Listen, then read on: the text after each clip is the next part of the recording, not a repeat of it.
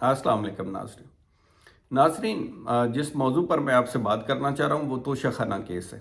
Toshakhana case के बारे में आपने देखा कि इसका भी जो ट्रायल है वो इस्लामाबाद एडिशनल सेशन जज साहब की अदालत के अंदर चल रहा है। पिछले दिनों के अंदर शायद 10 मई वाले दिन आपने देखा था कि इसके अंदर फ़र्द जुर्म आयद हुआ था।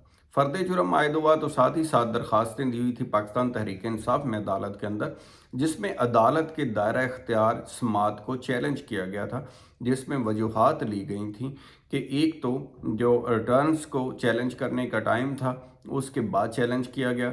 दूसरा, इलेक्शन कमीशन ऑफ पाकिस्तान जो है वो इस केस में कंप्लेनेंट नहीं हो सकता। इन जो टेक्निकल नकात के ऊपर दरख्वास्त दी गई तहरीक इंसाफ की तरफ से, उसके ऊपर एक फ़ैसला आया था जिसमें अदालत ने, ट्रायल कोर्ट ने जो इस्लामाबाद की है उसको काबिल समात करार दिया था और उसके ख़िलाफ़ पाकिस्तान तहरीक इंसाफ इस्लामाबाद हाई कोर्ट चली गई। इस्लामाबाद हाई कोर्ट के अंदर आपने देखा कि जिस दिन फ़ैसला होना था उससे एक दो दिन पहले पाकिस्तान तहरीक इंसाफ ने दरख्वास्त दे के अदम अतमाद का इजहार किया chief justice Islamabad high court के ऊपर और कहा कि वो केस का फ़ैसला ना करें, किसी और बेंच को भेज दें। लेकिन इसके बावजूद चीफ जस्टिस ने उस दरख्वास्त का फ़ैसला कर दिया और फ़ैसला ये किया कि ट्रायल कोर्ट का जो पहले का फ़ैसला था दरख्वास्तें ख़ारज करने का और काबिल समात देने का केस, उसको कालअदम करार दे दिया। कालअदम करार देने के बाद केस को रिमांड कर दिया, यानी वापस उसी अदालत में भिजवा के कहा कि नए सिरे से इसका फ़ैसला करें और 7 दिनों के अंदर करें। अब जब नए सिरे से केस का फैसला करना होता है तो उसके अंदर असूल ये होता है कि अदालत के पास जब दोबारा रिमांड होकर केस आता है तो अदालत सबसे पहले पार्टीज़ को नोटिस करती है, अतला करती है कि ये केस रिमांड होके आ गया। गो के पता होता, पहले से पार्टीज़ को पता होता है, लेकिन इसके बावजूद कानूनी तकाजा ये है कि नोटिस जारी किया जाता है। नोटिस जारी करने के बाद फिर अदालत दोनों पार्टीज़ को दोबारा सुनती है, उनके आर्गूमेंट्स लेती है, लेने के बाद ताकि बेहतर कंक्लूजन के ऊपर पहुंचा जा सके और अच्छा फैसला किया जा सके। और आरडी आर्ट्रम पार्टम का जो असूल है, जो लैटिन फ्रेज है, जिसका मतलब ये है कि दूसरे फ्रीक को सुने बगैर केस का फैसला नहीं करना चाहिए। इस असूल को मद्देनज़र, इक्विटी के इस असूल को मद्देनज़र रखा जाता है और रखने के बाद फैसला किया जाता है। अब इस केस में क्या हुआ? इस केस में ये हुआ है कि जब जो पाकिस्तान तहरीक इंसाफ के सेकंड वकील हैं वो पेश हुए तो उन्होंने कहा कि ख्वाजा हारिस साहब लाहौर में मसरूफ़ हैं, तो हमें इसके लिए वक्त दरकार है ताकि वो आर्गूमेंट्स कर सकें।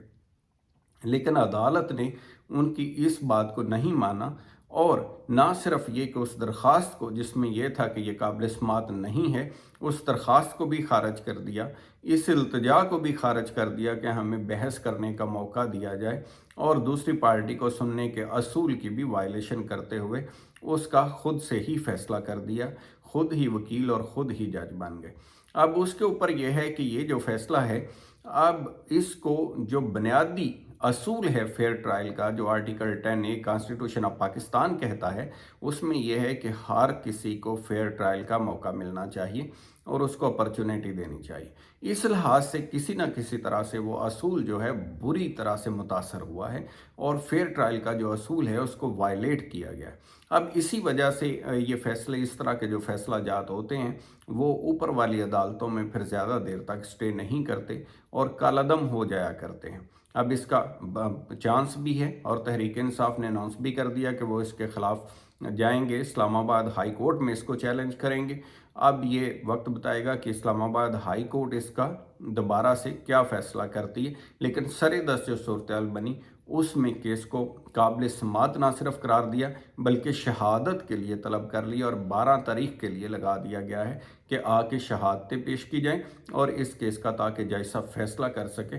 तो फैसला, जज साहब की जो स्पीड है वो उससे भी ज़्यादा है जो कि इस्लामाबाद हाई कोर्ट ने डायरेक्शन दी थी कि 7 दिनों के अंदर फैसला करें, तो उन्होंने 7 दिनों से भी पहले ही कर दिया है और उससे भी ज़्यादा ये कि बगैर सुने ही कर दिया है पार्टीज़ को। तो आप देखें कि इसके क्या नतीजे आते हैं। तो अपना ख्याल रखिएगा। Thank you so much. खुदा हाफिज़।